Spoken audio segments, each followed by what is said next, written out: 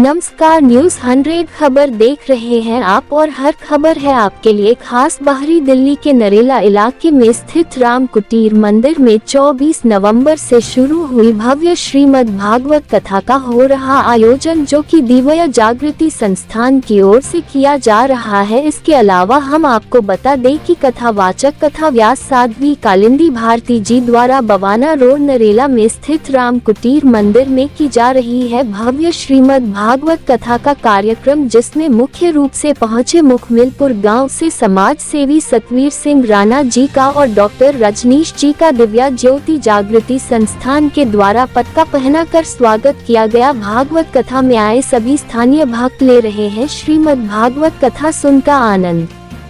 श्रीमद् भागवत पुराण को भगवान कृष्ण का साहित्यिक अवतार माना जाता है। इसके अलावा आपको बता कि श्रीमद् भागवत कथा सुनने से आध्यात्मिक विकास और भगवान के प्रति भक्ति गहरी होती है। श्रीमद् भागवत कथा स्वयं की प्रकृति और परम वास्तविकता के बारे में सिखाती है। यहाँ पहुँचने वाले समस्त श्रद्धालुगणों का एक बार फिर से हार्दिक स्वागत करते हैं, हार्दिक अभिनंदन करते हैं। और नरेला वासियों, कुशल मंगल है सभी। प्रभु सदैव आप पर कृपा बनाए रखे। आप वो सौभाग्यशाली आत्माएं हैं जो सागर में गोता लगाने के लिए आई हैं। गोता लगाकर उसमें निहित जो अध्यात्म के मोती हैं, उन्हें भी अपने जीवन में धारण कीजिए,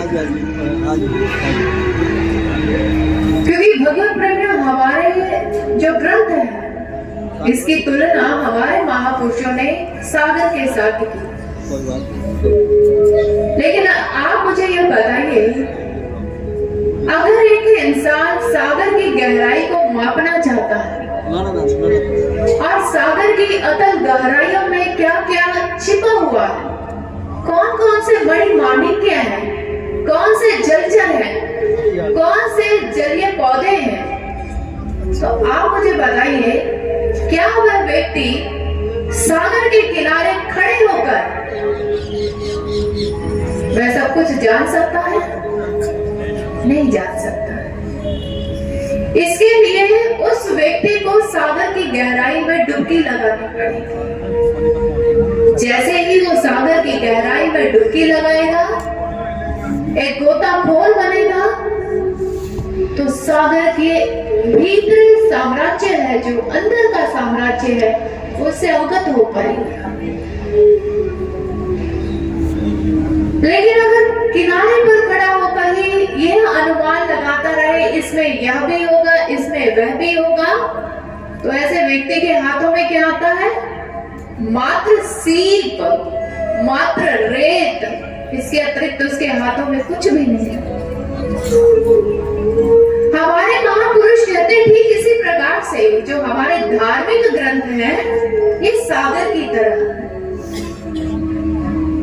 इसमें अध्यात्म रूपी बहुत बड़ी माणिक्य हैं, ऐसे बड़ी माणिक्य जो हमारे जीवन का कल्याण कर सकते हैं।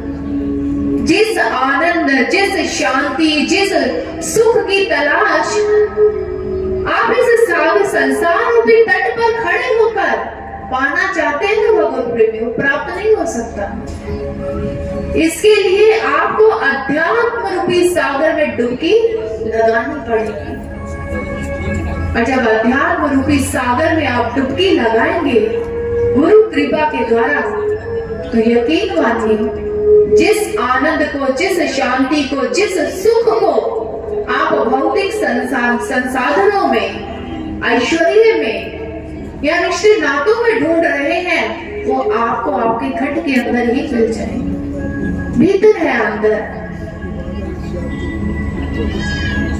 देखिए राजा परीक्षित जी को क्या नहीं था उनके पास, लेकिन फिर भी अपने जीवन रूपी पहेली को सुलझाने के लिए, मृत्यु के रहस्य से अवगत होने के लिए वो पहुंच गए श्री सुखदेव मुनि महाराज जी के चरणों में। सब विस्तार प्रभु की कथा का श्रवण कर रहे हैं। नाना प्रकार की जिज्ञासाएं उनके समक्ष रख रहे हैं। और ब्रह्मनिष्ठ श्री सुखदेव मुनि महाराज जी भी उनके हर प्रश्न का उत्तर दे रहे हैं, उनकी हर जिज्ञासा को शांत कर रहे हैं। राजा परीक्षित जी ने अष्टम स्कंद के अंतर्गत श्री सुखदेव मुनि महाराज जी से पूछा कि हे गुरुदेव, मेरी और भी जिज्ञासा है। पहले तो यह कि वह जो परमात्मा है वो तो कभी किसी से पक्षपात नहीं करता है, उनके लिए तो सब बराबर है, फिर वह हमेशा भक्तों का साथ क्यों देता है, दैत्य और दानवों के साथ द्वेष क्यों करता है? ये मेरा पहला प्रश्न है।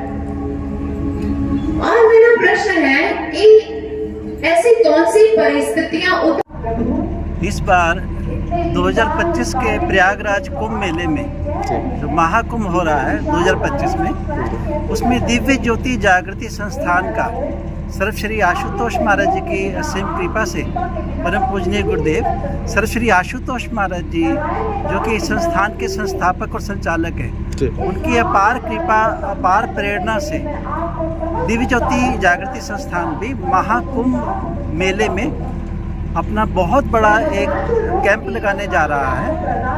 आज्ञा चक्र की त्रिवेणी में संगम में स्नान सब लोग करेंगे। आज्ञा चक्र की त्रिवेणी संगम में सभी भक्त श्रद्धालु स्नान करेंगे उसमें जी। और ये हमारा जो समागम है दिव्य ज्योति जागृति संस्थान का, ये 14 जनवरी से लेकर जी 16 फरवरी तक रहेगा जी। और इसमें राम कथा होगी, श्री राम कथा, श्रीमद् भागवत कथा जैसे ये नरेला में चल रही है जी। इसी प्रकार अपना शिव कथा, अपना और भी जो सैम के प्रोग्राम रहेंगे, पीस के कार्यक्रम रहेंगे, अपने युवा वर्ग के लिए भी सैम का कार्यक्रम और पीस का भी कार्यक्रम युवा वर्गों के लिए रहेगा। और अनेकों ही नृत्य नाटिकाएं प्रस्तुत की जाएगी जी। और ये महाकुंभ मेले में पहले भी हम लोगों ने अर्ध कुंभ जो लगा था उसमें भी ये कैंप लगाया गया था। और ये कैंप कब से कब तक चलेगा?